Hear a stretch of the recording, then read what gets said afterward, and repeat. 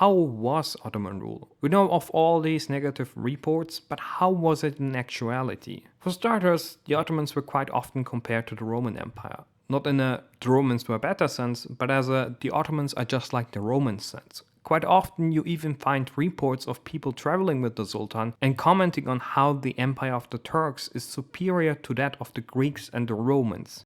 Many European writers and intellectuals commented on how the Ottoman units were superior to Western units. Especially the Janissaries were underlined since their rank did not consist on the basis of patronage, but of pure merit. This is in strong contrast to Europe, where nepotism reigned strongly, especially with feudal structures. One comment goes as followed: the Ottomans managed military discipline with such justice and severity that one can say that they exceed that of the ancient Greeks and Romans. Every slightest offense is punished with death. Military discipline here refers to the prevention of violence, theft, or similar wrongdoings within the ranks. The Janissaries in particular were compared to the phalanx of Alexander the Great. Another writer goes as followed: the Ottomans are better than our soldiers for three reasons. First is their obedience. One finds little of that on our side. The second factor was their religious fatalism, which enabled them to go into battle without fearing death. And the third was their ability to live not on the pleasant victuals that Western soldiers required, but just on water and small amount of rice. This degree of austerity was also typical of the soldiers of ancient Rome. In one of Ogier Ghiselin de Busbecq's imperial letters, he noted, "It was by confidence in their experience of arms, though with a training quite different from our system, that the Romans in ancient times brought their wars to a triumphant conclusion, and the same reason will account for the uniform success of the Turks in modern days." The Venetian diplomat and political writer Paolo Partuna even remarked, "In our age, Christian rulers do not have a strong, well-disciplined, well-ordered army maintained with permanent salaries, as the Ottomans do, and as the Romans did before." And Scipione Gentili even said, "Hence the discipline of the Janissaries, which is admired by all of us Christians." I could go on and on with the praises of the Ottoman Empire, but I will cut it a bit short and summarize these praises and reports. According to the Christian world, the Ottoman army was disciplined, especially the Janissary. There was extraordinary silence in army encampments. Prisoners were allowed to escape in order to keep the camp silent at night. Every soldier had to leave his weapon in the tent, and anyone that hurt someone with blood flowing was immediately punished by death. Stealing was severely punished with beating. Anything that was not needed and stolen was punished by death. These praises even go as far as the devshirme system, which was a blood tax Christians had to pay. Basically, a small portion of the Christian population were recruited as children by the Ottoman Empire and educated into all kinds of fields, including the Janissary. According to Hank Boom, who wrote Der große Türke, this was something like one talented child among a village with dozens of children. Now, this is a topic on its own, a controversial one as well, which is why I don't want to go into detail, but this system was praised by Western observers and writers. Jean Bodin thought it was a great system to promote virtuous, disciplined, and educated people. Some Janissaries even believed that the system should be stricter and that it is too easy to get into the Janissary ranks. In short, the Ottomans were not just numbers. Of course, the Ottomans were not just army. There are many layers to Ottoman society, rulership, and government. One of the more famous examples of Ottoman rulership is, of course, their tolerant view on other religions. In one letter to the Transylvanian Zygmunt Torda, the Ottoman conquest was described as a blessing by God designed to encourage the spread of Protestantism. This letter was responded by Torda with, "The Ottomans do not force anyone to convert to Islam." This was also mentioned by George of Hungary. In fact, in William H. Old's book, Turkey's Forgotten Refugee Crisis, it was noted that the Ottomans did not have a single Islamic center on the Balkan. In one case, someone called Michais, an English Protestant who later converted to Islam, was talking to Samuel, a minister of the Church of England, where he said, "Islamic law seeks to control the religious adherence only of those who were born Muslim or have voluntarily become Muslim, allowing members of other religions to practice freely, whereas the English legal system tries to make Catholics abandon their faith." So, the Ottoman legal structure and state system allowed people to have a decent life and even become wealthy, whereas this was restricted and only allowed to people of certain faith in European countries. This was noted by multiple writers and European thinkers throughout the centuries, and it was a known fact among people, which is why the Dutch revolted under the words "Liever Turks than Paps, rather Turkish than Popish." As multiple times mentioned already, more accurate and less biased views found their way into the European world by the 16th century. And it wasn't just the well-disciplined armies or the system of tolerance which impressed the European world. There was much more to the Ottomans. It was the well-ordered and stable system with significant aspects of civil life that were better arranged than the Western Christendom that surprised these Western writers and thinkers. It was a system in which ordinary people enjoyed real material benefits and were generally content to obey their rulers. Most notably, the lack of fighting in urban areas was surprising. Carrying weapons was forbidden in Ottoman towns, and the usage of them was strictly punished. Jean Jasneau and Pierre Bellon noted they are quick to forgive and put aside insults. Simon Nicolas Henry Linguet even said that he had never been in a country in which the ordinary people were more fortunate and better looked after. It's important to note that this is in harsh contrast to the Roman Empire that experienced regular revolts by their successful generals. Judges were well spread, and anyone could start a trial almost immediately, and general laws applied equally. Most impressive was the system of merit, which cared little for blood lineage or ethnicity. The child of a female slave could hold the highest office under the Sultan. Paolo Givolvio noted, "For the Turks do not measure even their own people by any other rule than that of personal merit." Pedro de Urmalas added, "I've never seen people more virtuous than these, nor do I think that there are people more virtuous than these in the Indies or in the places I have not visited.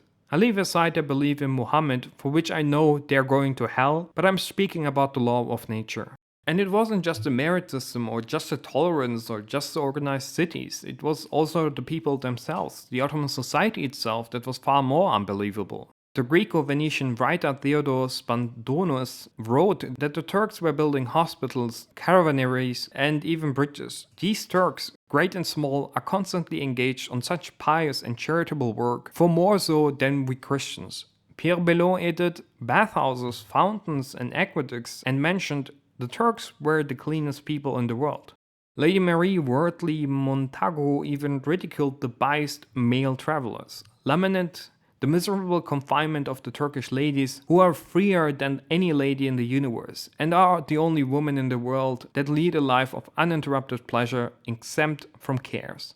Now, it must be added that she only had contact to the higher class of Ottoman society, but it is still mind-blowing that the Ottomans had far more progressive laws than what the West allowed their women.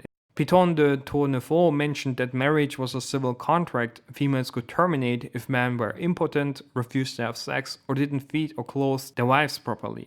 There was in fact a cultural phenomenon called Turquerie, in which Western people of the upper class would design their clothing and often even their interior according to Ottoman style, and it doesn't come to a surprise that this phenomenon started in the 16th century and continued up until the 18th century, when Western Europe starts to massively outperform the Ottomans. Now I could go on and on and on and mention way more writers and thinkers, but you get the idea already. Pierre Bellon added that the Sultan didn't really bother ordinary people as long as they paid taxes and that they were protected. Yet we are meant to believe that the Ottoman Empire was some kind of forced BDSM dungeon for the Turks to enjoy their sadistic fantasies, which is why in the next section I would like to address some of the discourse that happened. Take this part of the video as an extra, because some of the stuff is going to be a repetition. One firmly sticking accusation was and still is, the Ottomans are brutal and cruel barbarians. However, aside from the late Ottoman period, which was a very chaotic time, where the entire blame is by far not only and solely on the Ottomans, there were no massacres or destructions which would even be remotely similar to what was standard in Europe. This was for instance noted by Francis Osborne, who pointed to the St. Bartholomew's Day massacre. And mind you, this is before the 30 Years' War, which took the horrors of war to a completely new dimension. Magdeburg, as an example, turned from a prosperous trade city into a wasteland after the Habsburg army wiped and sacked the city. It was so shocking that the Pope himself criticized the Catholic army, and this is just the tip of the iceberg. Don't quote me on the following since I don't remember the author anymore, but I believe it was Der Dreißigjährige Krieg by Ricard Dahuch, in which it was described that the armies in the 30 Years' War started with infantry and transitioned to dragoons. Not because of any tactical reason, it changed because there were no more villages to raid that could be raided with infantry movement alone. The entire countryside was pretty much raided and sacked across the entire HRE. There is simply nothing that comes similar to these events, at least not on the scale of the HRE or the religious purge in France. This of course doesn't mean that there was no sacking done by the Ottomans. Nicosia was sacked after the Lord killed the kidnapped pilgrims and broke his promise to return them. Another example is Constantinople itself, but we know for a fact that Fatih the Conqueror stopped the sacking from harming the city in any meaningful way. The point is, there was no mindless sacking and destruction of cities, and it was rare occurrence in the 600 years of Ottoman rulership, not regular occurrence like in European warfare. Another famous and popular accusation is of course the despotic rule. This is something Europeans love to use, even in this day and age, which is a bit insulting considering the supremacist origin of this accusation. For this, Voltaire himself stepped in and pointed out that the Ottoman system is not a slave system, but a system of merit. Inheritance, order, divorce and whatnot were well organized and institutionalized. He even said that the Ottomans had more toleration of other religions than any other rulers of Christianity. This was also mentioned in his book Tolerance by himself. Of course, this is not equal to corruption, nepotism or bribery not happening at all in the Ottoman Empire, but it was not to an extent where one could use that as an argument to discredit the Ottomans.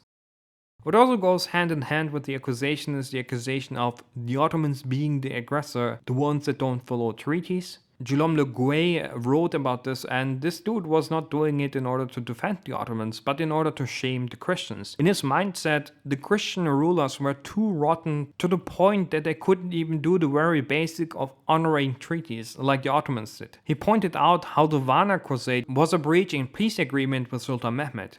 He pointed out that the Tripoli defenders deserved enslavement since they breached their promise, and how this didn't happen with the Knights' Order on Rhodes, where the Grand Master was allowed to move out with his soldiers. He even described it as, with the highest degree of respect for religion and humanity, Suleiman kept his promise and refrained from touching the holy objects of the Church of St. John, something that our own soldiers perhaps would not have done.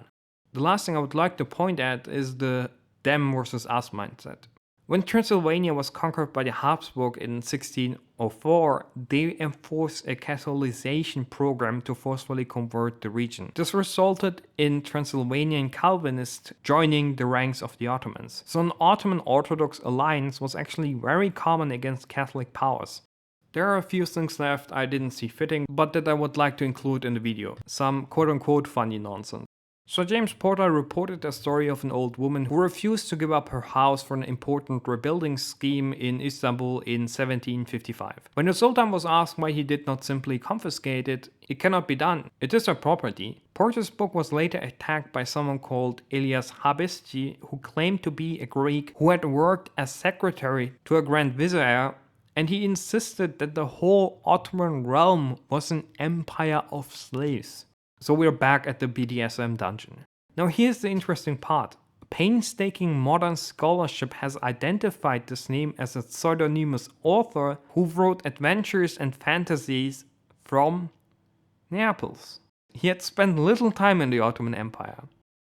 Lastly, and I mean lastly with this, I often heard rumors of the Ottoman Navy landing in France and that was somehow being impressive. I found confirmation in this book. In September 1543, Francos put the port of Toulon at the disposition of the Ottomans for the winter months, ordering most of the inhabitants to vacate their house. One eyewitness, simultaneously shocked and impressed, would write in January 1544, looking at Toulon, you would say that it was Istanbul with great public order and justice. European opinion was scandalized. Even the Venetians complained, and they were regularly trading with the Ottomans. And when Francos sent a representative to explain his position to the imperial diet in Speyer, the Germans would not let him enter their lands, saying that the French king was much an enemy of Christianity as the Sultan. The navy was under Barbarossa, and in April 1544, the Ottoman navy silently left the French coast, raided and pillaged the coast of Italy, and went back home. Considering how the Catholics were reacting towards the Ottomans, this is by far the most bizarre event I have read about.